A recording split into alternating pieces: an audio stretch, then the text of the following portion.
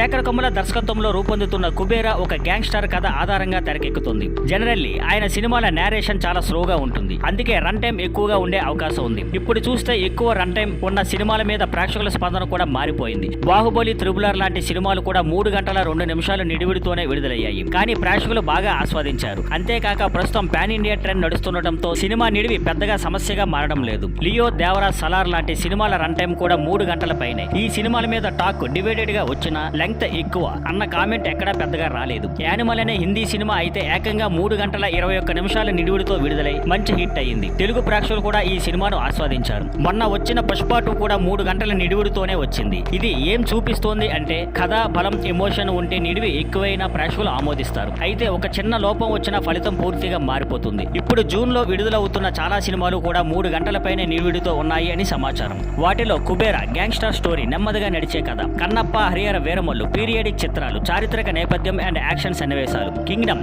Action flash back సన్నివేశాలు ఎక్కువగా ఉండటం వల్ల రన్ టైం పెరిగింది. ఇంతటితో చెప్పవచ్చు ప్రస్తుతం ప్రేక్షకులు 3 గంటల సినిమాలకు సిద్ధంగా ఉన్నారు, కానీ కథ బలంగా లేకపోతే నిడివిడి పెద్ద మైనస్ అవుతుంది.